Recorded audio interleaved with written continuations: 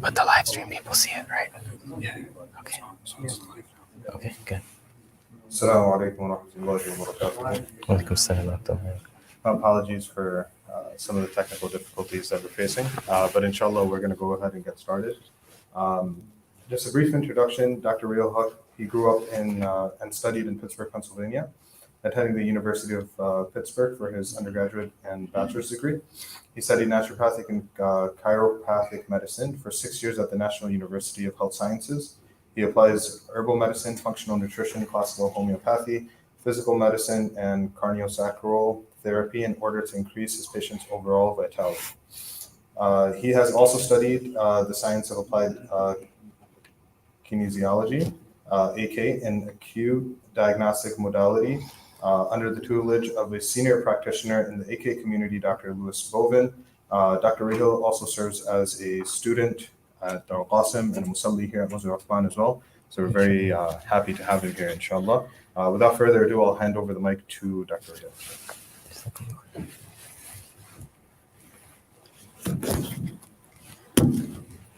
Assalamu alaikum wa rahmatullahi wa barakatuh.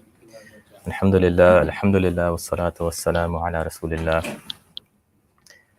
Unfortunately, we don't have any video right here, but whoever's online, you'll be able to see everything. We're going to be focusing on a topic that I think is extremely important for people in their everyday lives, and that is navigating the supermarket.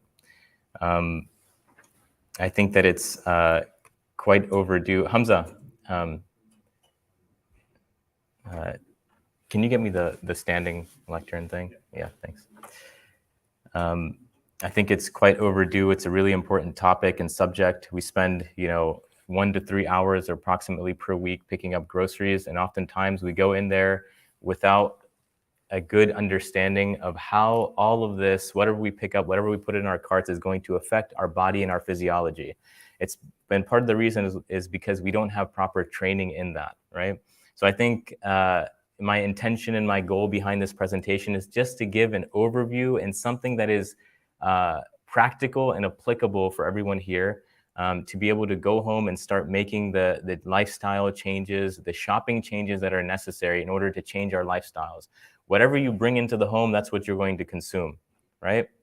There's never a time where I'm sitting at my dinner table eating biryani and thinking about Pepsi, and if I have access to it, it's done. Me being the doctor, if I have access to it, it's done. I'm gonna have it, right? But if it's not in the house, if I don't have access to it, if I have to get in my car and I have to drive 15, 20 minutes to pick up that Pepsi or that Sprite or whatever that that soft drink is, it won't happen, right? So setting up the condition or the environment such that it is easy for us to make the right choices is part of the game, right? I'm gonna shift my position because I don't like sitting down. I'm talking. This is pretty hot right here. Okay.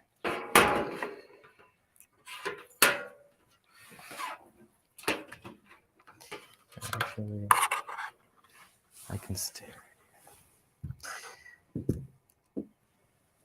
Okay. So a few of the different topics we're going to be speaking about, one of them is you are what you eat. So how what you eat affects your human body, the physiology, how you function in life, right? Then not only you are what you eat, but you are what you absorb. So if you're consuming certain foods and you're not absorbing them properly, it's not going to help you. It's not going to benefit you. It doesn't matter how healthy the food is. So absorption is a big aspect as well.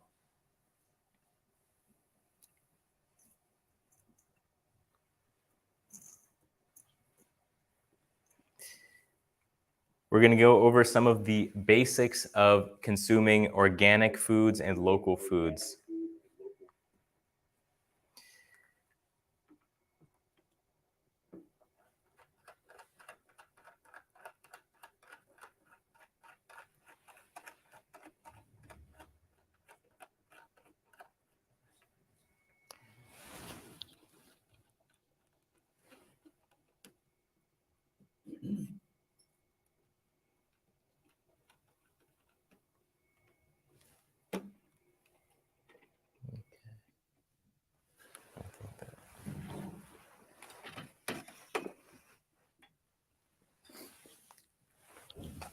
Excuse us for a second. We're having some technical difficulties. We'll be back on in a second.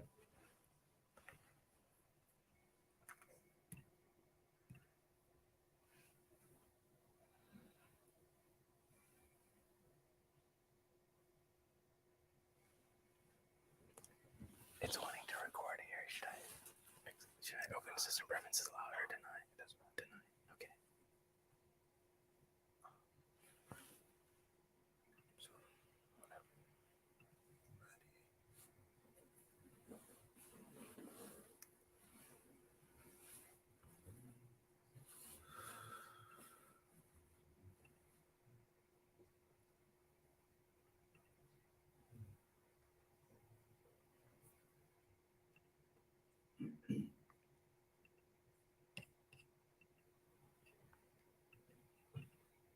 It should be showing something else, right?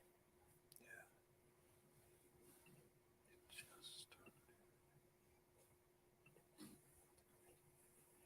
You may need to allow from Microsoft.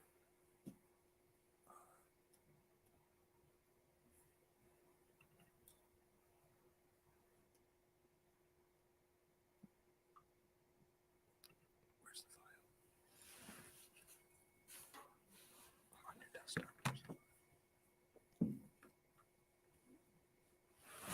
Let's see.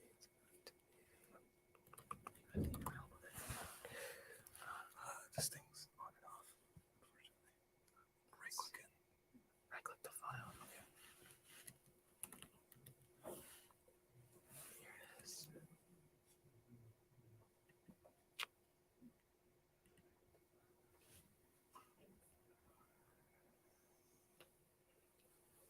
Presentation. Search for it if you can. This is easier. Here we go. Right-click. Share. It's down. Right here. Oh, yeah.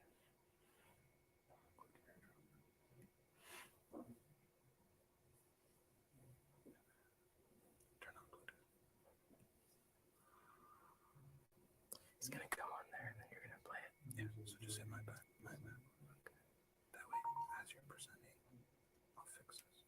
Oh, okay. Got it. You got it.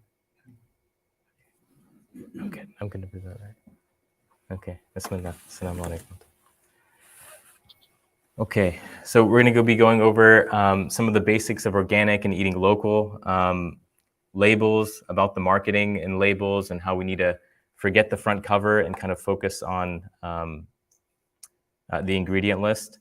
And then some practical examples. When the screen comes up, we'll go over some practical examples and comparisons of different types of foods. And then how to shop smarter and some key takeaways. So the shopping experience is a unique one because there's a lot of money that is spent in research and marketing on how individuals walk into the store, what they're going to see first, how that's going to impact their brains, and then what they're going to place in what particular area. Not just the anatomy of the supermarket is not just the perimeters versus the center, which is a big part of it. The center of the supermarket is where a lot of the canned goods are, things that are kind of preserved for longer periods of time. A lot of the fresh foods that people need to get on a weekly or bi-weekly basis are actually on the perimeters. So you'll see that the dairy or the meat is all the way in the back corner. That's not by accident, right? It forces you, and the entrance oftentimes will be on the right side, and then the exit will be on the opposite side. So it forces you to walk through as much of the supermarket as possible. So even if you have a list of 3 items and you know exactly where they are, they want to make sure that you have the most chance of seeing as many products as possible while you're walking through there. And if you walk through there hungry, it's game over. Why? Because you're going to start seeing things, you're going to start picking them up, and, well, maybe we can eat this, so never go to the supermarket hungry. That's cardinal rule number 1, right? And I think most of us probably know that already, but it's a good reminder. So that's part of it, where everything is, right? And so what we want to do is shop the perimeter as much as possible. So I'm going to use this to swipe over. Yeah. Shop the perimeter as much as possible, and we'll see a picture right here. So if you see you see right in the front right-hand side, you'll see fresh fruits, veggies, deli, meat, poultry, all the way around. And in the center, You have these cereals, nut butters, dried fruit, canned foods, all that kind of stuff, all in the middle. And then you have things like chips and cookies and all that. And that's not stuff that you want to even see, because when you see it, you want it. It's like when you're not even hungry and you're sitting at home in the kitchen, you're not even hungry, but you see something sitting out, you're like, well, I guess I can have some. Oh, yeah, sure. If someone offers you something, you'll say yes, even though you're not hungry for it, right? So the appetite will start up just by seeing the food out there. So that's kind of how this works. So another aspect is where they place everything on the shelves and what colors they use and what labels they put on top of the items. So certain things that they want kids to have, they'll put it a little bit lower because the eyesight for the child is lower. For the adults, they'll put it a little bit higher. If they want certain things to sell more than others, they'll put it at the average level for the adult to see, right? So there's so much marketing and research that goes behind all of this. Where are they putting all of these items and the price points and all that as well?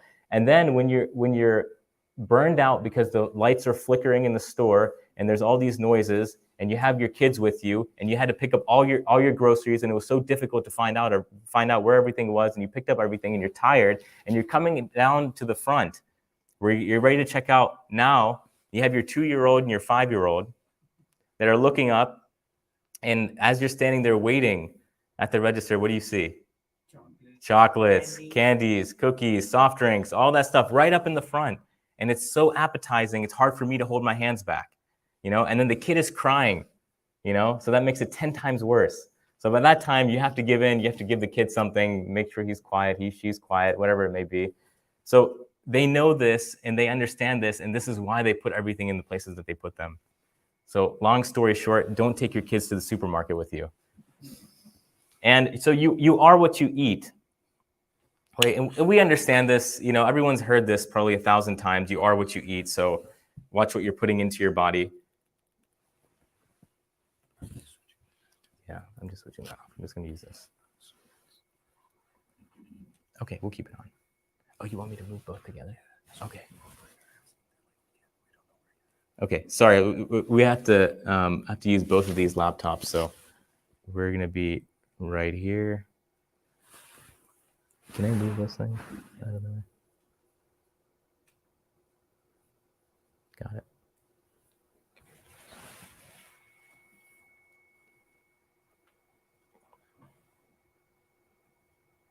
This is the online. Yeah. Okay, so I can do this. Yeah, but this doesn't move that. So I have to do both on the screen. That makes sense. Okay. This doesn't go in the screen.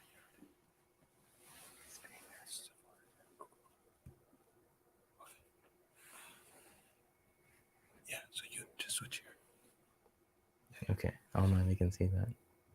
Yeah. Okay. This is here. Got it. No worries. Okay, this is enough. All right, you are what you eat. We can see that here. We can see that here. Okay, so does everyone know what macro and micronutrients are? Anyone know what they are? Macro and micronutrients. So micronutrients, here, this will give you the breakdown right here.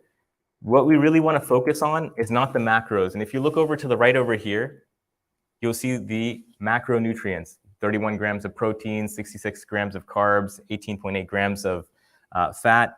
This is stuff that a lot of people really focus on. They're like, well, how much fat is in there? How much protein? How much carbs? A lot of people will tell you, you have to focus on that. In my practice, I tell my patients not to focus on that too much.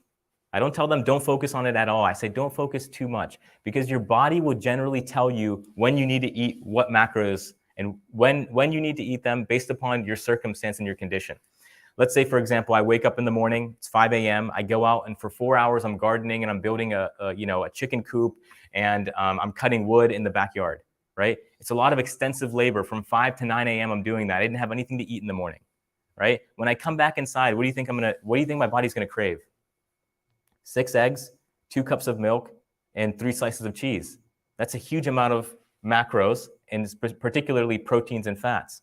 Now, let's say instead of that, tomorrow morning, let's say today I have an exam. I have an exam tomorrow morning, and tonight I'm staying up all night and I'm studying and I'm stressed out and I had one anxiety attack in the middle of the night, right? And I wake up tomorrow morning, it's 8 a.m. I'm getting ready for my exam, and I have, how much hunger do you think I'll have?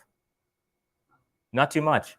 Slim to none. I won't even want to eat, right? So if Dr. Haque told me, hey, I have to have 4 eggs every single day, what am I going to do? I'm going to have 4 eggs every single day. So that means when I wake up that morning, I'm stressed out. I don't have any hunger. I have an exam in 2 hours, right? And I'm eating 4 eggs because my doctor, my nutritionist, whoever told me that I have to eat this, consume this much food, right? So you have to listen to our bodies and how our body dictates what we're going to eat and how much we're going to eat. If you have your gallbladder removed, the gallbladder assists in digesting fatty food. So if you have your gallbladder removed, are you going to be excited to eat nahari with all the fat on top? No. Do you want bread with a thick slice of butter on top? No, you don't. Why? Because the gallbladder has been removed, so your ability to break down fats is naturally decreased. Some patients I've seen with their gallbladder removed will actually get nauseous just by smelling something that is fatty. So their body innately knows what it needs, what it requires. If you go out and run a marathon, how much water are you going to drink compared to the person sitting back and watching Netflix for 6 hours? Completely different amount. You're going to be drinking a lot more if you ran that marathon, right? So your body is so intelligently created by Allah subhanahu wa ta'ala that it will actually direct you into what macros you want to be consuming. Now, if you're sitting here right now and you're thinking, well, the macros I need is a huge amount of sugar, that's a problem. That's your cravings, and you have some imbalances in your system if you're wanting to eat 6 Snicker bars right now, right? So don't listen to that, right?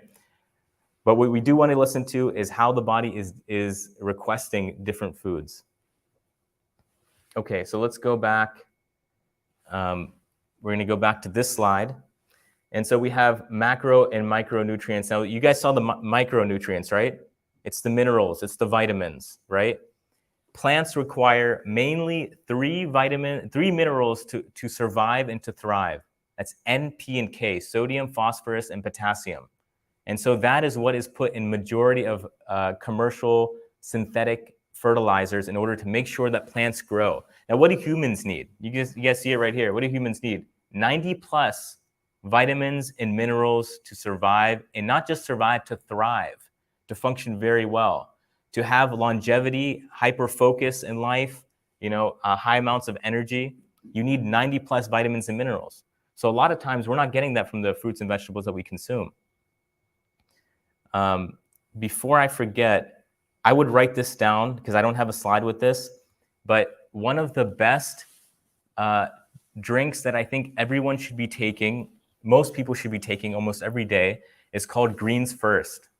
That's Greens, Greens First. And they have a product called Greens First Pro. They have it in 3 different flavors. I don't own a share of the company or anything like that, but I think that many people will benefit from consuming this.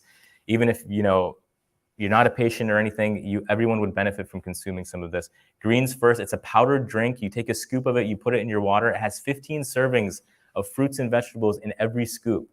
15 servings of fruits and vegetables is probably more than what majority of you guys are consuming on a weekly basis, potentially. I don't know how you guys, maybe not Shazeb, he probably eats a ton of fruits and vegetables every day.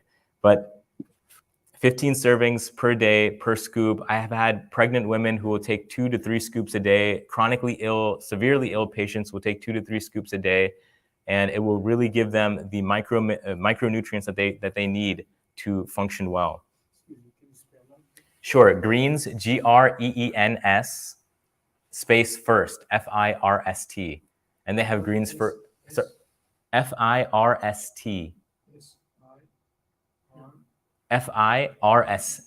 first, like first, second, third. Yeah.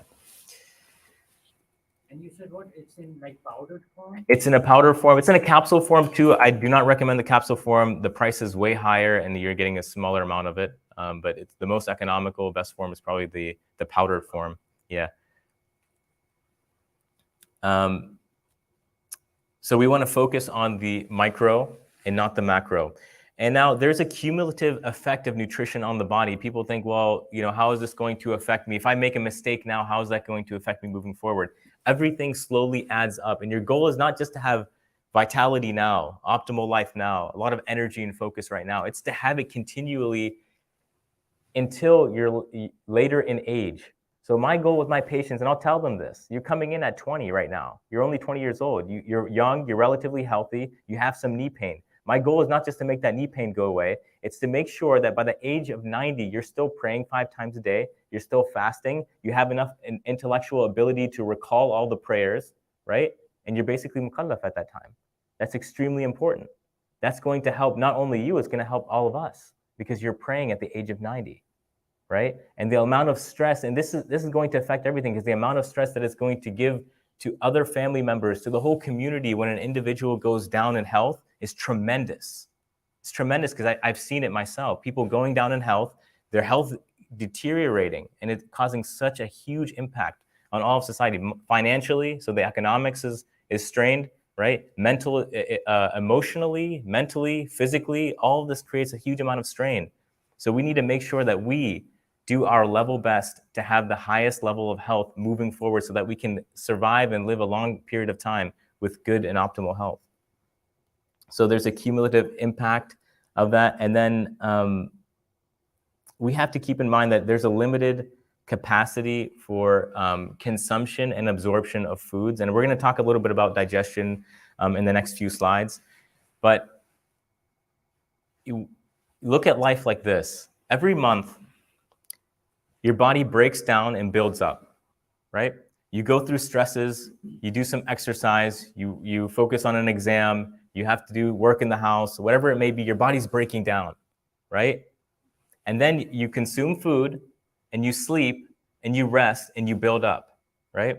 This is a rudimentary understanding, but that's basically what happens, right?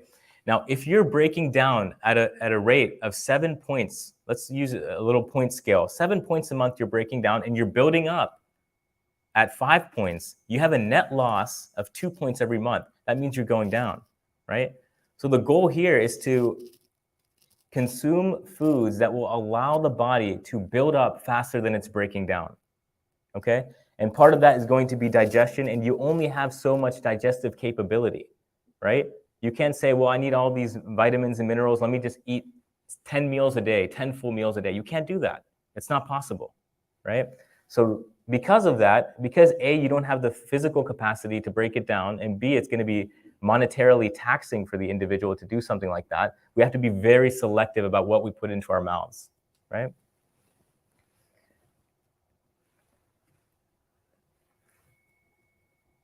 So digestion and absorption. I have so many patients come in and they'll tell me, you know what, doc, I eat so well. I'm so selective about what I put into my mouth. And I make sure I listen to Dr. So-and-so and so-and-so and so-and-so. And I made sure, in the past 10 years, I've been eating really well, but I still have all of these symptoms, right? And there could be many reasons why, but oftentimes what I find is that the digestive capability of that individual is decreased, right? And I'm going to go over a few things that can increase immediately your digestive capability. So if me and Shahzaib are sitting here and we're both eating the same exact steak, grass-fed, New Zealand, made really, in the most healthy manner, most optimal manner, we're both eating the same exact steak, 20 grams of protein. Shahzaib is eating that steak, he's breaking it down well, he's calm, he's relaxed, he chooses food very, very optimally, right? And what happens is that he absorbs 19 to 20 grams of that protein. That's just the protein. There are minerals, there are fats, there are vitamins in there, but just the protein is absorbing 19 to 20 grams out of the 20 grams. I'm sitting here, right? I'm stressed out. My car just broke down. I have, multiple different issues, right? I have back pain right now, and I'm in financial distress. All of these different stressors I have, and I'm eating with him, but I'm only absorbing 10 grams of the protein.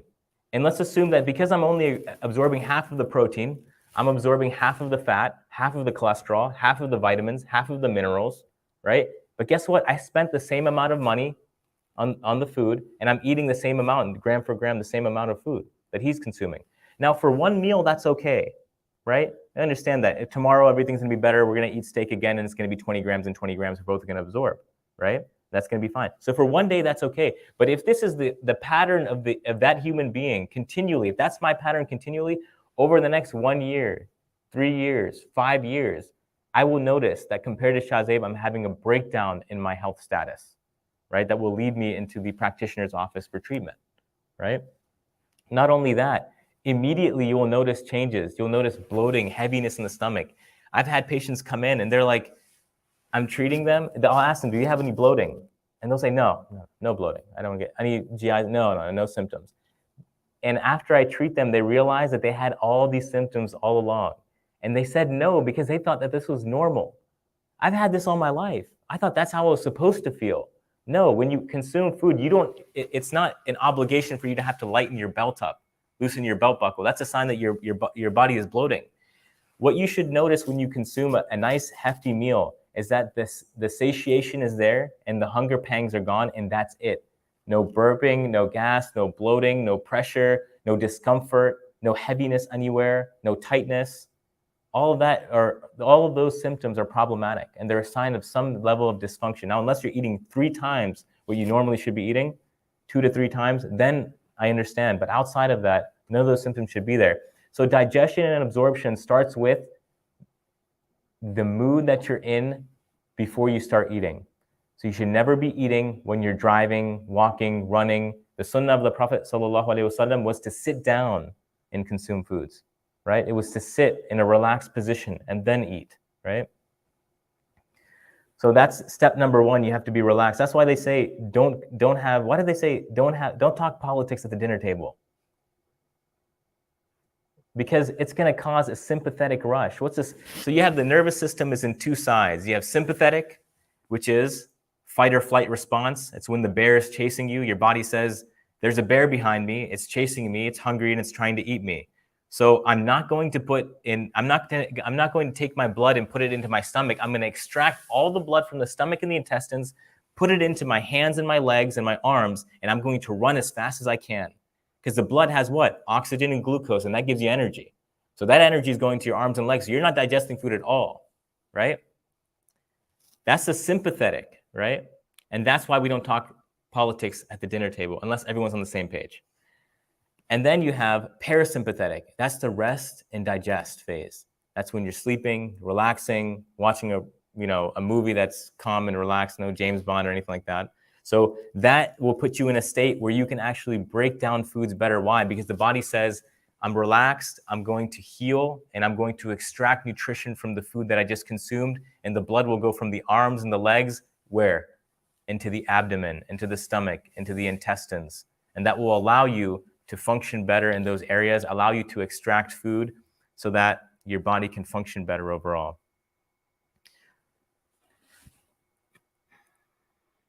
Okay, so that's digestion and absorption. You only have so much capacity. Look at the size of the stomach right there. You only have so much capacity to consume foods and to break them down. So we have to be very meticulous and careful about what we put into our mouths. And my standards are very, very high. And I want all of your standards to be very, very high. Because the body is what allows you to go throughout this realm. And when you have a healthy body, I'm telling you right now, I've had patients come in, and after treatment, they're praying Fajr on time. After functioning better, after eating healthier, they're waking up, they're praying Fajr on time. They're praying their prayers, period, because their mood changes. Your food can affect your mood, right? When you eat something that has too much bacteria or some old food and it gives you a stomach cramps and stuff like that, how does your mood change? It changes dramatically. You become grumpy, you become cranky, angry, right? Or weak and tired. So your food can affect you.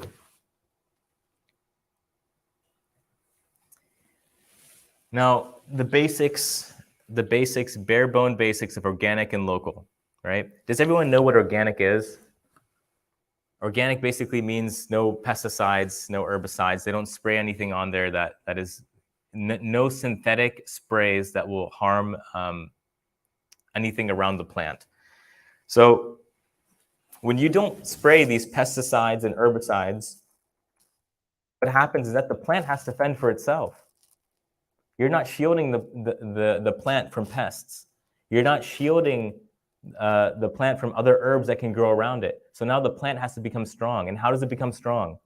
The roots will actually go deeper and go wider and connect with other microorganisms, and they will work in a symbiotic relationship together to absorb minerals, right? And absorb more water and nutrition to develop itself stronger so that it can defend itself, right?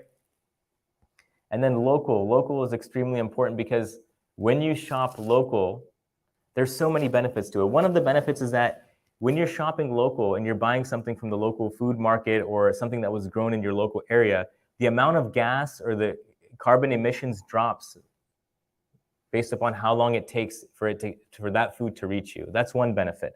Another benefit is that it is picked at the time that it is ripe. And when it's picked when it's ripe, it's actually more mineral dense than when it's picked when it's not ripened, right? So oftentimes they'll pick up fruits and vegetables and they'll use these gases in the truck to ripen it very rapidly before they drop it off at the supermarket. You don't want that, right?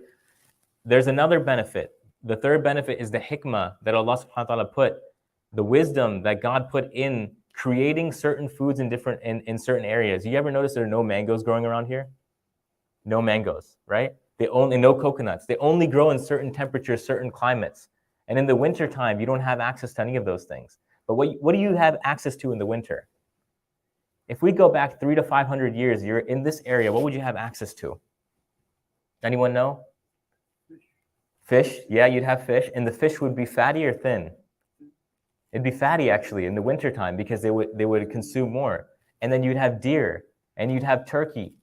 And you would have to go out hunting for those animals, right? And those animals would be fattier than they would in the summertime. Isn't that interesting? They would be fattier than they would. So that would protect them, but also the ancillary benefit is that it would assist us.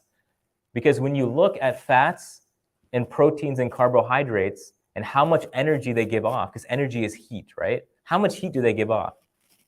Fats are going to give off 9 kilocalories per gram. So 9 units of heat. Let's just say 9 units of heat, right? Fats and carbs are going to give off 4 units of heat per gram, right? So you're getting a lot more heat from the fat that you're consuming. So now it's 30 degrees outside and you have to go outside to do some work, right? You want to be eating more fatty foods because they're going to turn into heat in the body and they're going to keep you warmer in the cold temperature. That's the wisdom of how Allah subhanahu wa ta'ala created everything.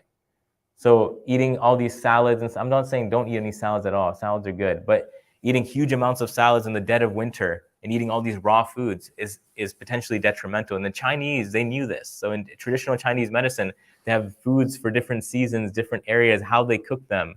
You know, there was a hikmah, there was a wisdom behind all of this and how people used to eat. Now, you can get a mango any time of the year. You know, there are certain seasons for it, but you can get it any time of the year. So people, whatever they want to eat, that's what they eat. They don't eat based upon what is best for them in that particular environment, which would make them have more energy, more focus, more concentration, all of these things. So first do no harm is a principle in medicine, period. First do no harm. So when you're consuming foods that are not organic, that have herbicides, that have pesticides, that have synthetic fertilizers in them, you're consuming them, there's some level of harm that's going to be in there. Let's talk a little bit about glyphosate because it's been big in the media recently. There's some allegations that it can potentially cause cancer. And what glyphosates do, it's Roundup. People know what Roundup is, right? Weed killers, right? What happens is that when the glyphosate goes into the body, it goes into the small intestine, and the small intestine has very small gaps between the cells and openings in the cells that allow food to go through after it's broken down really, really tiny, right? But what glyphosate does, it takes those gaps, those small gaps, and it opens them up. So now you can have large food particles entering into the bloodstream. And when that happens, the body says, what is this? What is this huge particle? We have no idea what it is. So what are we going to do? We're going to attack it. The immune system says we're going to attack this. Then you have inflammation in the small intestine. And that inflammation takes energy. It takes energy to heal that whole area. It takes energy to fight a battle. And what are you doing? You're fighting a battle in your body. And now if you're consuming these foods at high amounts continuously through your life, you're spending a lot of your energy fighting a battle that you don't need to be fighting. I don't want to be spending energy doing that. I want to be spending energy, all my energy, sitting in the library, reading textbooks, reading books, or outside doing some gardening, or playing with my children. I want to be spending my energy doing that. But when you're fighting a battle in your intestines, some of your energy is drained doing that, so you don't have energy to do all the other things that you want to be doing, right?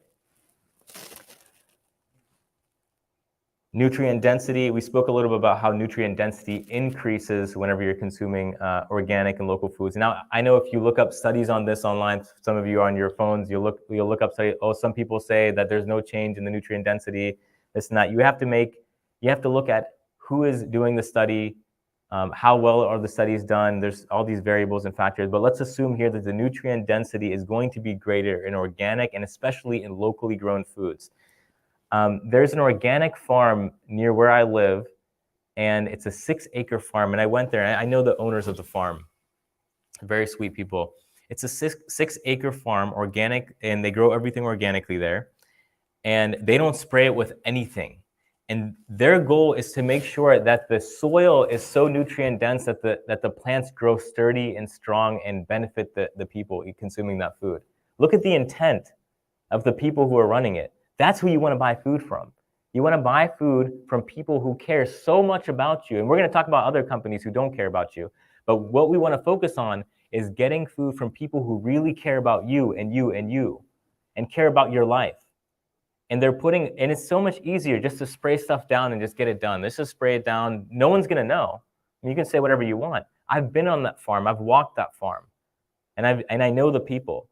So buying local, you're assisting those people and pushing that philosophy forward, pushing those values forward, right? You're voting with your dollars. Anytime you buy anything, you're voting with your dollars, right? And then, yes. Do you know a resource where we can look up organic or local farms? Like, I don't know in this area where these are organic. Yeah, the question is, that's a good question. Do I have any resources for local organic farms? I do, but I don't recall. Farmmatch.com, I think. Farmmatch, yes? Yes, I use that. There we go. Yes, yeah. Farmmatch.com. If you go on that website, they'll show you some local farms and what they have, and they'll give you some details on that. And then we'll keep the rest of the questions for the end. I'm gonna have some time for that, inshallah. And then digestive capacity, we spoke a little bit about that. We only have so much, so we have to be very careful about what we're putting into our bodies, right? Now here we have the Dirty Dozen and Clean 15s. This is in regards to pesticides and herbicides. The Dirty Dozen, and this list changes every year, so very slightly. So if you get an older list, it's probably, majority of it's likely the same. This is not easy to read up here, but if you look online, I'll read some of these. So for the Dirty Dozen, we have, these are the foods that have the most amount of pesticides and herbicides. These are the ones, this Dirty Dozen is what you want to buy organic almost all the time, if you can. Strawberries, spinach, kale, nectarines, apples, grapes, peaches, etc., etc. So these are the ones that you want to buy organic almost all the time.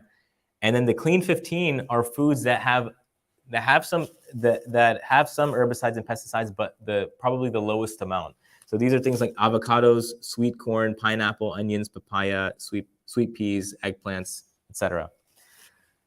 So this is a good list to have.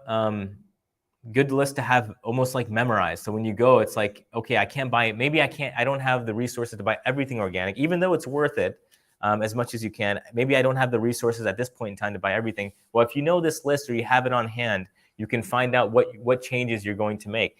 And once you have the list, once you've gone to the grocery store with the list 2 or 3 times, it's going to be partially memorized. You're like, okay, well, strawberries, we can't get them non-organic. It's just not even worth it consuming this stuff non-organic, right? And then over here, you'll see the root system that we were talking about. Once you spray Miracle Grow, which has NPK, remember those minerals, sodium, phosphorus, and potassium. It has those in there. So on the left, you'll see that's the root system right there. It'll stay that way, and it'll get its NPK. And in the short run, that plant will be good, right? I'm not saying that the fruits that grow from that plant are going to be very beneficial. They're not. But the plant will survive, and therefore people are okay with that. But what we want is the plant in the middle right there. On the right is just like a depiction of, a graphical depiction of something. Just forget about that. But in the middle, you see these are called mycorrhizae. Mycorrhizae. Myco is coming from a fungus. So the fungus will actually work with the plant symbiotically and create a network where it can pull more minerals in so that the plant functions better. And that's if you don't give it any synthetic fertilizers. Are these all sprayed with glyphosate? The dirty dozen? The dirty dozen was sprayed with either glyphosate or some other pesticide and herbicide. Yes. Do you have a printed list of those things? You can find those lists online. Yeah, if you just type in dirty dozen on Google, you'll find the list. This list is from 2020, so they probably have a more updated one as well. So here we have Cheerios, Honey Nut Cheerios, and there was a big news show of this. And you can see the parts per million is 0.86 parts per million of glyphosate in a serving. So if they were to put it down, then you'd be able to see how much is in there. And Cheerios, we think, it's heart healthy. They have big heart on there, so we're so happy to eat them. They taste amazing. The crunch, I mean, they did a great job with it. But they're not good for you, and we shouldn't be eating them for many reasons. And I'm not going to go through all of them. It's one of them is, okay, the glyphosate is in there. Then you have the oils are majority of them are going to be rancid, and now it's taking space in your stomach, and the nutrient content is slim to none. These are all added nutrients. You see this? This looks really good. Look at that. Calcium, phosphorus, magnesium, vitamin C. We have to look at not just the nutrients, we have to look at what form are they in, what are they connected to, what proteins are they bound to. It becomes very complicated, right? What's the balance between zinc and copper? Because those two have to be balanced. Calcium and phosphorus, right? So they just put in things to make the people happy, and it does make you happy when you see all those things. You're like, look, my kids are eating something with all these vitamins in there. They're going to be really healthy. But we want to eat things that, if this was not something that your great-grandparents, and I have something there, if your great-grandparents didn't consume it, neither should you, right? And I was going to say grandparents, but your grandparents probably consumed this stuff, so I can't even say that. Maybe great-great-grandparents. Before the Industrial Revolution, before they had access to all this. There was a doctor by the name of Dr. Weston A. Price, and around the 1920s and 30s, he was a dentist. He took his own independent wealth, and he traveled around the world to find out how people's teeth were around the world. And he found that the people who were not touched by the Industrial Revolution and industrialized foods, white sugar, white flour, and the new, quicker, canned ways of doing things, their dental health was much better than the people who were affected by this white sugar, white flour, and all these other things. So we want to be eating like our great-great-grandparents ate. So labels, forget the marketing. A lot of times we'll look at a box and we'll look at the front of the box. Oh, it says natural, all natural, 100%, no artificial this, forget about all that. Don't even look at it. Just it's wasting your mental energy. And there's so many things to look at the supermarket. Sometimes you're just like, forget it. I'm just going to throw it in the cart. It's too much, right? So you want to forget all that. Once you find a few good products, trust me, you're going to go back and buy the same things. No one goes in and gets new things every single time in the supermarket. You find a few good products, you do the work at the beginning, it takes a few weeks, and then that's it. You go back, you're going to get the same bread, same condiments, same types of meats and this and that. So what you're going to do is you're going to pick up that box, you're going to turn it over, and you're going to look at the ingredient list. Not even the macros and the micros and all that. You're going to look at the ingredient list. So go straight for the ingredient list. And if you don't know what the ingredients mean, if you don't understand what's on that ingredient list, it's probably not that good for you. I'm not saying definitely. There may be a lot of things on there that are good for you, but if you don't understand it, there's a million other products there that you can get. And you want to get whole foods as much as possible. Things that are boxed, canned, packaged, you want to decrease that. I'm not saying go to nothing. That becomes very difficult and very taxing on the family or whoever's shopping, which obviously isn't me. So how does this look? It looks pretty good to me. It says organic really big in the middle. White cheddar. It's got a piece of cheddar on the top left-hand side. Look at the ruffles with this fresh potato on the top, sliced real nice. Like someone hand sliced those potatoes to put them in the deep fryer. And it says simply on top. You know why it says simply? I looked at the ingredients on these and I was like, should I put another slide and have the ingredients and go through them? I said, no, it's not worth it. It's not worth my time, and my standards are too high, and your standards should be too high to even consider any of these, right? It says simply because they actually simplified the ingredients and made it less. So it's only a few ingredients. It's like the they have those bars, I forget what they're called, that have like egg white and like 4 or 5 ingredients. And it's like RX bar, yes, the RX bar. Those people are brilliant, what they did. It's like 5 ingredients and they say it real big on the front. Those you can consume. I think so. Yeah, those you can consume. But these, it's not even worth going through the ingredients. You know why? Because I don't trust them. I have a trust issue. I have a trust issue with a lot of these companies out here that are trying to sell me a product. Remember, you're voting with your dollars. So if you're buying these, you're actually supporting them. You think Doritos really cares about you? Anyone know what Takis are? These chips? Can you believe a patient came in my clinic and ate Takis and left them in the garbage can? I figured it out later. I was like, can't believe I allowed this to come into my clinic. It was that bad. I picked it up. It was blatantly like MSG was like on there, monosodium glutamate. You know, it had all these artificial colors and flavors, and it was right on the bag. They didn't hide it at all. Nowadays, companies are hiding things. It says organic. Yeah. That's why I said don't look at the front. They'll get you with that. It does say organic, so that means no pesticides and herbicides. I did say bioorganic. This guy, okay, we're gonna have, this guy's too sharp, we're gonna put him in the back.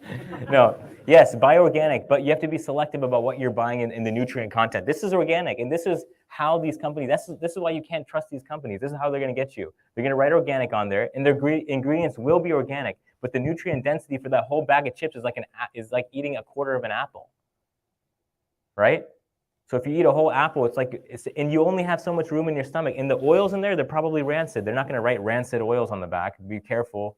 Forewarned, can cause huge amounts of inflammation. They're not going to write that on there. They want you to buy it. So they write organic, and this brother's going to buy them. So you have to be very careful with that. So right here, can everyone read that label in the back? No? Good. So we made it a little bit bigger, and you still can't read that label. Okay. So the big thing, and the goal is not to read this label, it's just to look at how long that label is. And even if you could read it, you probably couldn't understand a quarter, if not half, of the ingredients in there, right? You don't need all these ingredients for this Wonder Bread, right?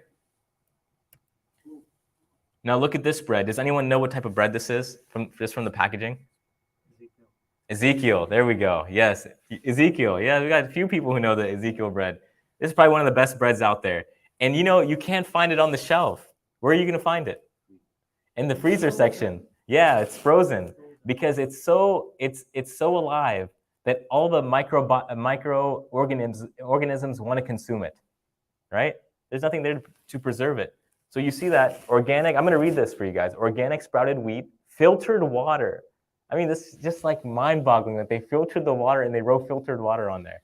So filtered water, organic sprouted barley, organic sprouted millet, organic malted barley, organic sprouted lentils, organic sprouted soybeans, and so on and so forth. If you guys don't know what sprouted is, I have a few other lectures, and I'm going to go over them at the end that cover the topic of sprouting. It's basically putting something, it's like how things used to be done, slow and very methodical. You take the beans, you put them in water, for a certain period of time, you allow the sprout to come out. So when the sprout comes out, that bean or that nut becomes, the defenses decrease because they're designed to defend themselves. They don't want critters to eat them. They don't want to be crushed or to be broken down, so they have strong outside. So instead of eating these nuts or these seeds or these lentils raw, what happens is that if you sprout them or you allow them to be in warm water, at room temperature water overnight in a cool place, in a dark place, what will happen is that it'll think that it's underground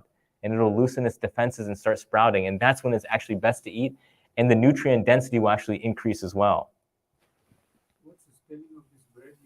Ezekiel is E-Z-E. K-I-E-L. K-I-E-L. There you go, Amir.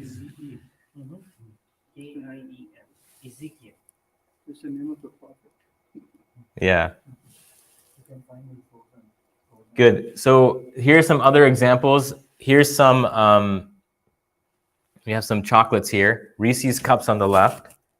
And if you look at this, milk chocolate, which is sugar, cocoa butter, chocolate, non-fat milk, milk fat, lactose, soy lecithin, PGPR, which is an emulsifier, and then TBHQ, which is a preservative. I didn't even look at what these were. As soon as I saw them, I said, I don't even know. This is my field. I don't even know what this stuff is. I just won't even put it in it's not even worth my time to look it up. I don't trust Reese's. And then we have this. Has anyone heard of this? Unreal chocolates. On the right, we have Unreal. And they only put a few ingredients in. If you look at the amount of sugar in the Reese's, it's 23 grams of sugar. In the Unreal, it's much less. I can't read that. I probably should have zoomed in on it, but it's much less. And if you look at the ingredients, everything in there you can basically buy from the supermarket, and you can make that yourself at home. That's what you want. And when you buy the Unreal chocolate, yeah, it might cost double the amount. Just eat half of it. It'll probably be better for you. And then on top of that, you're going to be supporting that company, and you're going to be pushing them forward. You're going to be pushing their values forward. On the next slide here, we have vanilla Coke. Yeah, some people are getting excited now. So vanilla Coke, and it has water, high fructose, corn syrup, caramel color, whatever the heck that is, phosphoric acid, natural flavors that probably aren't that natural. What they've done, like the industry, it's amazing. I mean, natural flavors sounds really good. I mean, they put rosemary extract in like a lot of chips. My wife brought these chips home, and they have rosemary extract in them. And I'm eating them, and I cannot put them down. I'm like, there's something addictive in here. And you look up rosemary extract, like, think about it. It's an extract from rosemary. Let's say there are 500 compounds in rosemary. So you take one of those that is addictive on the tongue, and you multiply it by 1 billion, and then you put it in a food like this and say it's a rosemary. It's from a rosemary, right? You know, there's arsenic in apple seeds. So if I give you apple seed extract, don't eat it, even though it's from an apple seed, right? So we have to be very careful about these things. And then we have over here, Olipop. Has anyone heard of Olipop? Olipop, it's like these these drinks are worth buying. They're amazing. They're like $3 or like a can, but they taste amazing. It's vintage cola. And look at the ingredients right here.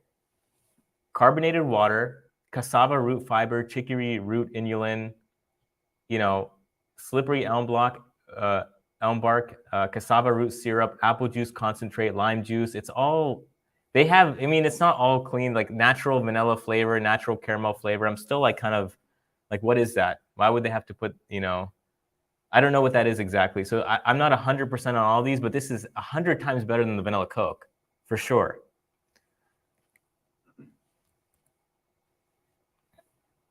So how to shop smarter, and some of the takeaways that we have. One, shop the perimeter as much as possible. Focus on that. Focusing on nutrient density. Raising your standard. We have to go to the supermarket, pick up things, and be like, this is not worth, it's not. I remember going, I was in Pittsburgh visiting my parents, and I went to this large supermarket over there. They have this market district. And I'm walking back and forth. I'm so thirsty at that point. I'm walking back and forth. I spend almost 10 minutes looking at different drinks in the coolers and this section, that section, and I leave that place thirsty because there's nothing that comes up to my standards. If there were an Olipop there, I'd probably get an Olipop. But almost 10 minutes I was walking back and forth, just looking, just reading labels. Right? I could have, This mess. I'm going to go shopping with this guy next time. He said, you could have just grabbed some water. Yeah, good. So local farmers markets, remember you're voting with your dollars. So when you support these people, you're putting money in their pockets. You're allowing them to continually function the way that they function, to support their families. You're supporting good agricultural practices. These people, a lot of them, not all of them, you have to be very selective even at the farmers market, who you're going to. Many of them will tend to their land such that they can increase the nutrient density and then bring you some health benefits from that. Right? You want to create the conditions for healthy eating, meaning don't bring anything home that you think is not going to be good for you and your family. You have to think 100 times before you even bring it into the house, because no one's going to leave. Your son or daughter who's crazy for cookies is not going to get into the car at 5 years old and drive to the supermarket and pick up the cookies themselves. Just tell them we don't have any at home. What am I going to do? We just don't have it. But when you have it sitting there in the cupboard right above their head, you're going to have a tantrum every night. This is from experience. You want to be stress-free when you're eating, or as much as possible, you want to be calm and relaxed. If you're stressed out, if you're not hungry, don't eat. I don't care if it's breakfast, lunch, or dinner time. Your body will tell you when to eat. If you're eating when you're not hungry, it's going to be a problem. What happens when children get fevers? Anyone have kids? They get a fever? How hungry do they get? How ravenous are they when they get a fever? Not at all. They don't want to eat anything. Their stomach is shut down. Their body knows that 60% of all my energy is going to be spent in my stomach. So I'm going to shut that down, and I'm going to ramp up my immune system, and I'm going to go to sleep. And they get sleepy, and they lose their hunger. And 2 to 3 days go by, right? If you don't give them any medication, 2 or 3 days go by, they lose 2 to 3, maybe 4 pounds. And then the fever breaks, they get better. What happens? They're ravenous. They're eating like crazy, and they gain 4 to 5 pounds of healthy weight. So you want to eat stress-free, and you only want to eat when you're hungry, only drink when you're thirsty. None of the 64 fluid ounces of water, half your body weight in water every single day. If you're thirsty for that much water, bismillah, drink it, by all means. But if you're not thirsty, you don't need to be forcing yourself with water. And this is, like I said, I wanted to give you guys some basic overview points, something that you can take home and start applying immediately. And for some more information, if you go on my website, vitacoreholistic.com/videos, or you just go to the top right-hand side, there's a videos link. If you go to that link, you'll find all these videos. So I've already spoken about many subjects, like traditional food processing. These are like maybe 10 to 15-minute videos each. Traditional food processing, modern food processing, good fats versus bad fats, lowdown on proteins, carbs, what to eat, what not to eat, and a few videos on medical philosophy. So I think those would be useful in your free time to watch those videos.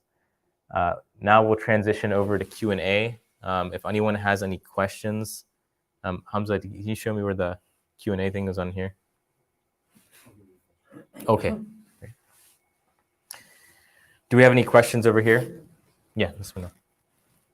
Can you give us like basic examples of the things that we eat every day, like rice, bread, cereals? What is it that we can buy? Yeah, good. So the question was, can you give me some examples for everyday, like rice, bread, cereals? What is it that we can buy? Let's start with cereals. I would say don't consume any cereals, even the organic ones, because they have the oils in them, and the oils become rancid. And then those rancid oils are pro-inflammatory, meaning that they're going to cause inflammation in the body, and they build up in the body. So even the organic kashi ones that taste amazing and look really good in their marketing, I wouldn't even buy them. I just eat eggs. You only have so much room in your stomach. You should be eating eggs. You should be eating like dinner type foods in the morning. Eat sardines. Wonderful. One of the healthiest foods on the face of the earth, sardines. They're like little fish, and get them with the skin, with the bone. So it gives you all the vitamins, minerals. It's like a whole fish in and of itself, right? And you can eat them straight out of the can. And with your, and what you do with your kids is that you tell them that if you're good, you get sardines. So then it's a good thing. And you have to make it, you have to be really intelligent about how you open the door for sardines for your children. In regards to milk, I think everyone should be drinking raw milk. It's unpasteurized, unhomogenized, and organic, and it's straight from the animal, and it's illegal to sell here. You can get it from that website. I buy it from a farm called Vintage Meadows. What's your name? Terrence. Clarence? Terrence. Terrence. So Terrence said you can get it from the Farm Match website. You can find places that have them, but it's legal to sell for animal usage. So if you have any animals in your house, I have a 5-year-old and a 3-year-old animals. So I feed them that type of milk. Yeah, and then in regards to breads, Ezekiel is a good bread. You want to do sourdough breads are really good, and sourdough breads that are made without the yeast. So if you look at the ingredient list, it won't have yeast in there, and it'll have like 4, maybe 3-4 ingredients. That's what you want to be eating, and organic as much as you can. And rice, organic rices. I'm not a huge, you have to do brown rice. I mean, if you're doing white rice, it's fine. There's a reason why they polish the rice. So without going too much into that. Any other questions? Just you had one? What about wheat? Like, our diet, like South Asian diet, right? Yes. There's a lot of wheat and rice, right? So what brands would you recommend for that wheat and rice? So a lot of wheat and rice in the South Asian diet is what he's saying. And what brands would you recommend? Roti and chawal. Okay. So when you're making roti, you can get sprouted grains, and you can crush, or you can get sprouted flour. And so that's going to be organic sprouted flour, and make your own roti at home, right? And then in regards to the rice, any organic rice would be good. Yeah. Any other? Yes, Terrence. I was hoping you could elaborate on the oils, because I feel like that's maybe the most important thing that people should look for. You know, Yes. Vegetable oil, canola oil, corn oil, sunflower oil, safflower oil. These are all. Yeah. Not olive oil. Not if it needs to be extra virgin and all that. But anyway. Yeah. I think, Terrence, we might have you here giving the next lecture. Seems like he knows a little bit. Yeah. So it's a good question. Can you elaborate on some of the oils? Because it seems like a lot of people don't know too much about oils and what fats they should be consuming and not consuming. I will give a quick tidbit, but I do have a video covering that as well. The good fats versus bad fats. People should be eating the oils that their ancestors ate. So what did our ancestors eat? Ghee, olive oil, what else? Coconut. Coconut oil, what else? Avocado oil, maybe, okay. Butter, sesame seed oil. Yeah, these are all good oils. Did they eat vegetable oil back then, avocado? How about natural fat from the animal? Natural fat from the animal. They throw that away. You can get it for free. Yeah, definitely. That's what you should be eating. It's called tallow. Tallow. So beef tallow, sheep tallow. So you can go to the butcher and tell them, I want 5 pounds of this. And now they know that it's probably worth some money, because I have so many patients going there to get it. But if you go there, you just tell them, I want 5 pounds of beef fat. They're like, what are you going to, the first time I went, they're like, what are you going to do with that? Are you crazy? Like, we throw this in the garden. Like, you take as much as you want. I'm like, yeah, and I want 5. I'm going to eat it. You take that, you put it into a slow cooker, so it's solid. You're going to put it in a slow cooker at low temperature for 12 to 24 hours. That will melt, right? And then the solids, you can just, you skim them off the top. You can consume them, put them in your biryani, in your food, whatever. And then the liquid, it looks like white ghee. So it's just a white, and you just it's all white, and then you're just going to keep it in a jar. It'll become white at room temperature. And you just add a tablespoon or teaspoon of that to your food whenever you're eating, to your halim, to your whatever. You just put it in there, and you can cook with that. It's a very healthy fat. Yes. What if it's an animal that's grain finished? Is it also okay?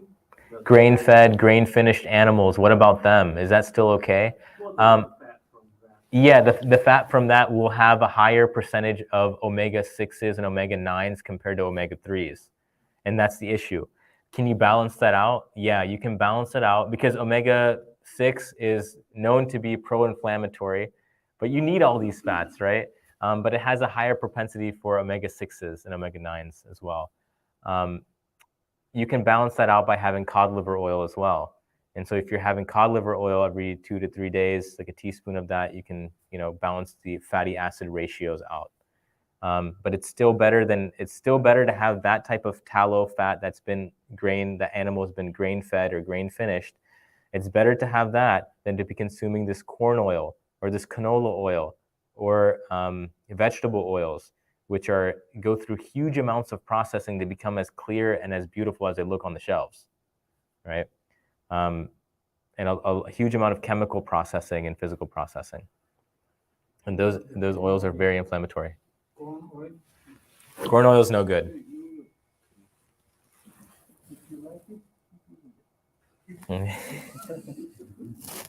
Okay, we have an online question. Can we buy greens first from Amazon? Yes, I think you can. Kelowna and Calm brand milk, is it good? Yeah, that's the next best. So when I don't have access to raw milk, I'll actually get Kelowna and Calm brand milk. And let me say something about raw milk.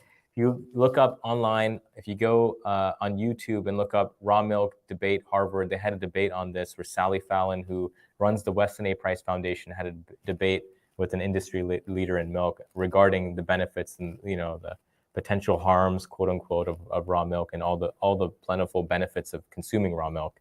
And then also on top of that, me and my family have been consuming raw milk for more than 10 years, never had an issue once. Yeah, it may depend on where you're getting it from. So, but Kelowna and Com brand milk are very good. They're the next best thing. And you can get that Kelowna and I think Com brand milk, you can get them both from Pete's Fresh Market, or I don't know if Mariano's has it, but Pete's Fresh Market should have it. Calma. Another question is, can we cook in cold pressed virgin olive oil? Terrence, can we? Low heats, you can. Low heat you can, but high heat, yeah, that's what I thought as well. So high heat you can. Costco Kirkland brand. I think that's for the olive oil. Oh, for the olive oil. Oh, okay. Yeah, that should be fine, I think. But what about, okay, another question. What about desi cooking? I think desi cooking is good. South Indian cooking is good, but we have to cook how they cooked it before, and we have to be careful about what we use in regards to, we have to be careful about what we use in regards to masala mixes or these biryani mix or chicken 65 mix. We're adding these.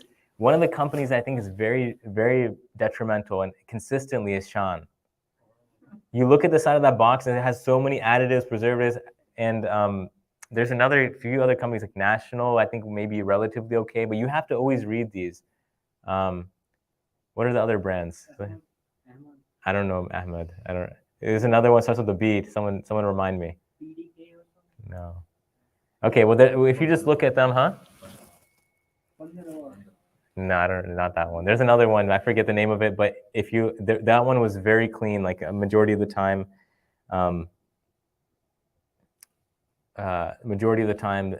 This one company, when you look at them, the ingredients are very clean. You're looking for those additives, preservatives, colors, natural flavors, quote unquote, whatever they are. And you want to make sure that if you can make it from scratch and you have the ability to do that, that's actually better to make it from scratch. Desi cooking requires high heat, so which oil is best for that? I would use ghee for that. Good. Oh, tuba, Laziza and tuba. Okay, those are good ones.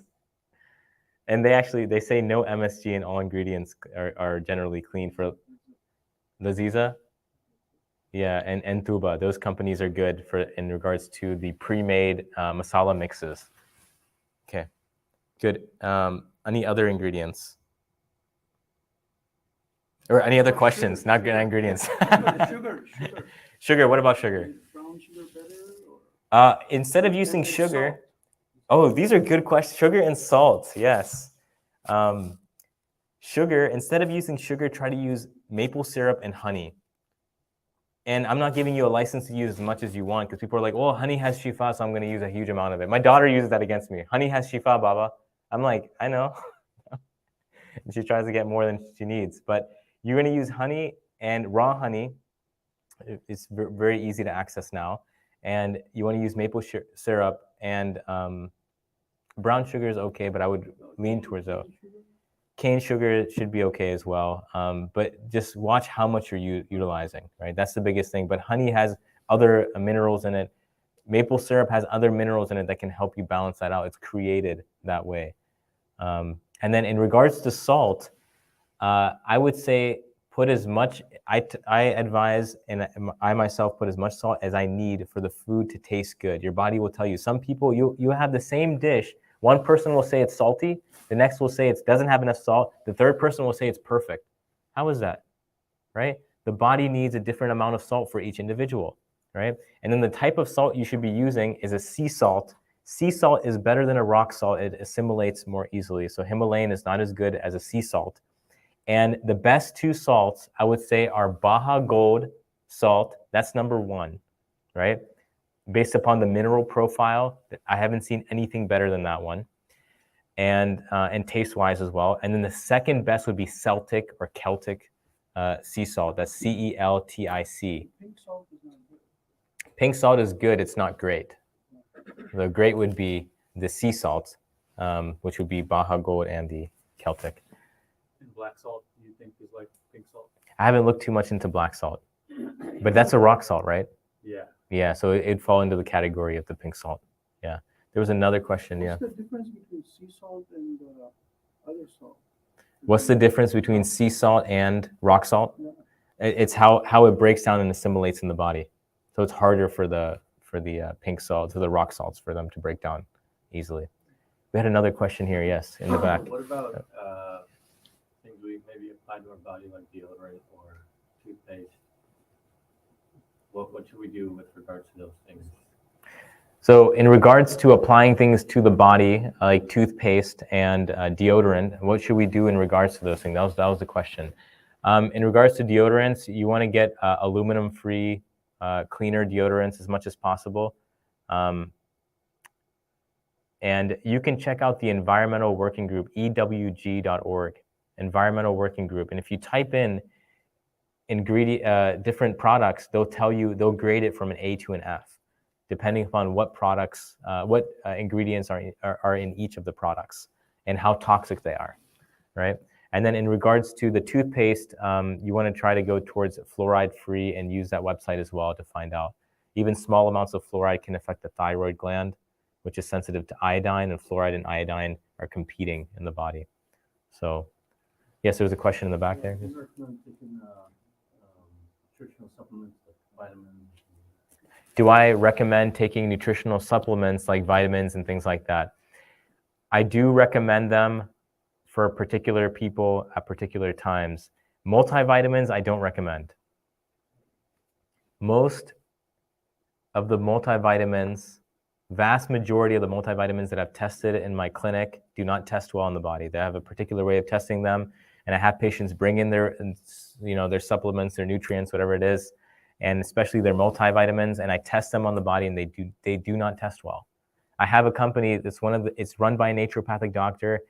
His formulations are some of the best, and I have his multivitamin, and I've tested that on countless number of patients, and it does not test well. I probably gave out 2 to 3 bottles ever of that supplement.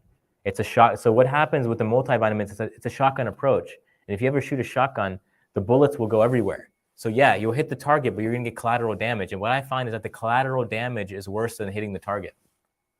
That makes sense? So if you have enough selenium and enough copper, and you have a deficiency in zinc, and you're taking this multivitamin, it's increasing everything by 50%, right? You're going to get into a toxic level of copper, toxic level of selenium, and a neutral level of zinc, right? So yes, some people need supplementation at some points in time. And it can be beneficial for some people, but don't buy your supplements from stores like pharmacies and stuff like that. It's probably, the quality of those supplements is really low. It's very low. Greens first different than using a vitamin? Yeah, greens first is like fruit. It's like fruits and vegetables dried up and ground in an easily absorbable form. Yeah. That's why they're yeah. All ages, right? All ages. Yeah, I tell if your kid's under 5, give them a half scoop a day. So I would give it to the whole family. We had a question over here. Yes, in the back. How does a lot of advertisement regarding some health thing called kachava? Yes. So what is your opinion about that? There's a lot of advertisement regarding a health drink called Kachava. What's my opinion on that? I don't have an opinion right now on that drink because I haven't seen the ingredients. I've seen the ads for it. I skipped through them real quick, but I haven't seen the ingredients, A, and B, even after I see the ingredients, I have this way of testing in my clinic. I take the product and I put it on the tongue and I see if the body, the nervous system changes in any way. And I have multiple indicators that I utilize to find out, did the nervous system get better or worse? Did it upregulate or downregulate? And which organs or systems did it actually affect? So I have a way of testing that. So if a patient comes in, let's say on Monday, and brings Kachava with them and says, hey doc, can you test this on me? Let me know how it is. I'll test it, and I'll see. Speaking of that, speaking of testing, most of the protein powders that come into my clinic do not test well. The ones that you buy from Costco and all that's big bags of Optimum Nutrition on protein powders and all those, they do not test well at all. And I think it's because the temperature that they heat them at in order to get to extract the proteins. So the ones that do test well, there's 2 companies.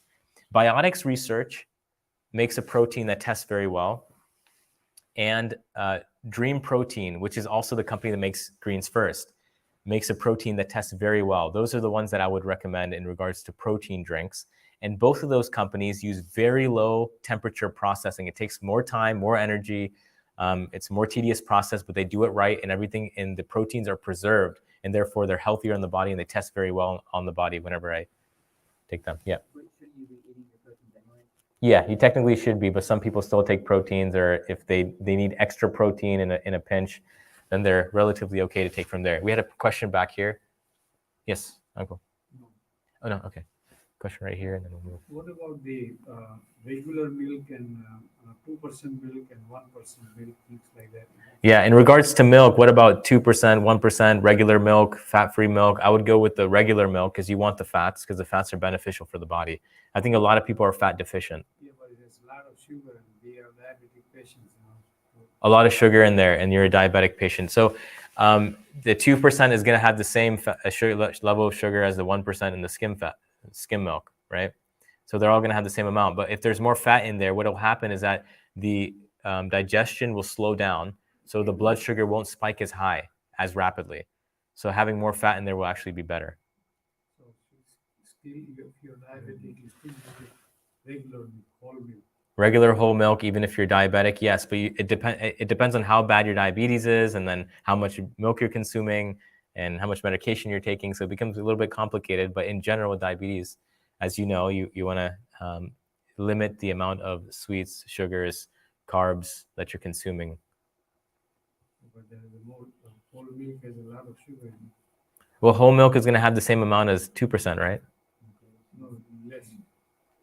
Is there a difference between whole milk and 2% in sugar content? That's something new for me. I didn't know that. I thought it'd be the same amount. I thought the only difference was the fat, the amount of fat in the milk. I may be wrong. I don't know. Yeah. Yes, you had a question here then. So, yeah, on the same topic, right? Mhm. Sugar substitutes, right? So there is a big trend nowadays, right? Yeah. So what do you recommend? Because you got Splenda, you got this, you got that. I mean, there are many sugar substitutes, right? Yeah. So what do you recommend? I mean, in that case. Yeah. So the question was, there are all these sugar substitutes out there. What do you recommend? There's options like Splenda and other things. The artificial ones like aspartame, Splenda, those types of ones, I would stay far, far, far away from. Far away from. Now, even when it comes to sugar alcohols like xylitol and maltitol, I would stay away from those as well. Why? Because xylitol, it's a sugar alcohol. The reason why they say net zero sugar on there, the reason why they can write that is because it doesn't get absorbed. So it stays in the intestinal tract, causes some irritation in there, and then it comes out, right? So if you eat things with very high levels of xylitol in them, you'll notice you'll have like intestinal issues, especially if you have a weak intestines to begin with when you're consuming those. So I would just eat regular sugar, or if you don't have, if that's problematic and you're diabetic, then you want to cut that down or decrease it. Eat more fatty foods, and that will satiate you so that you don't have these cravings for sugars as well. Let me see if there are any other questions here online before we go into this. Would you say to always buy pasture-raised eggs? Yes, I would say as much as possible buy pasture-raised eggs. A few questions about fluoride, which I think are detrimental. I think fluoride is detrimental overall. Can you suggest a brand for vitamins? I wouldn't focus on that. I would not focus on vitamins for a majority of the people unless you're going to a practitioner and you're being assessed very closely. A lot of people come in on 15, 20 supplements, and I take them off of 12 of them, and they're only on 3 by the time they're done with the first treatment, because I test them and they don't test well, so they're moving them in the wrong direction. So vitamins can do good and they can do bad. They can do harm. So you want to be very careful about what you're taking. Everyone who's selling a vitamin is marketing it for everything because they want everyone buying that vitamin. Does that make sense to everyone? So if I have this water bottle, I'm going to say it's good for everyone. Everyone buy one, because if I say it's only good for Shahzaib, I only have one customer, right? So we have to keep that in mind with all these vitamins and mineral products. And instead of buying vitamins and minerals, get greens first and take that every single day and give that to your whole family.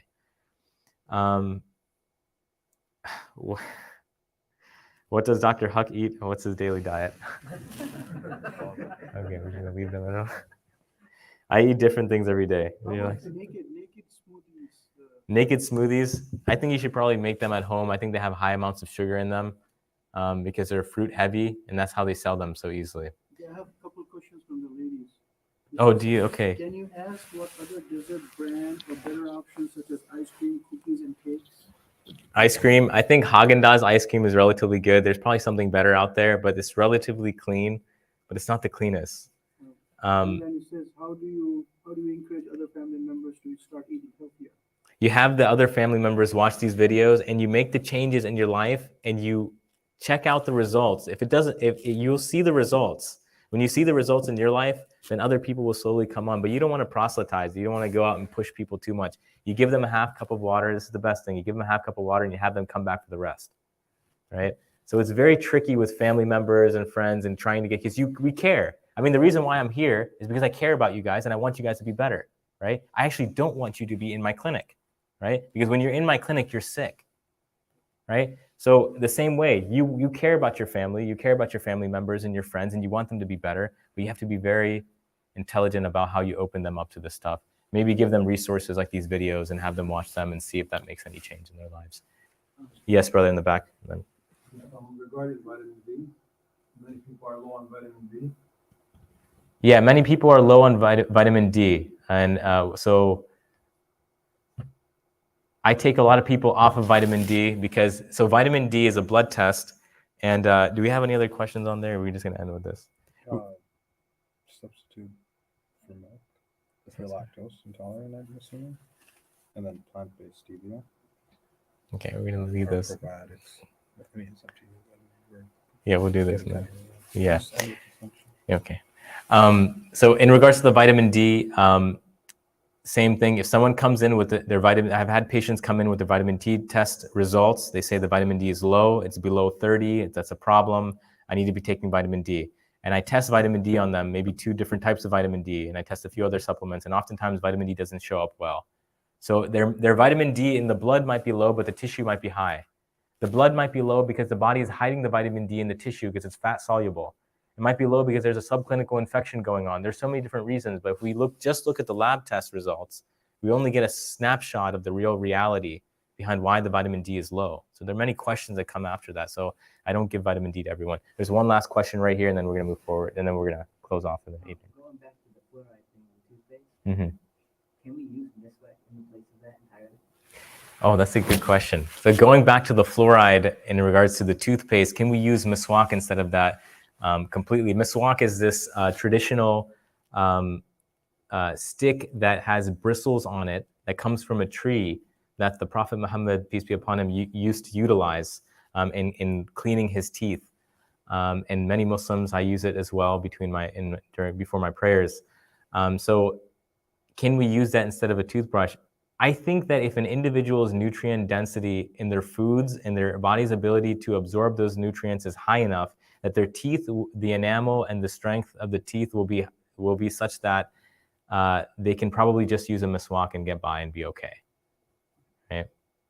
Yeah, that's a very calculated answer, but I hope that answered it. Okay.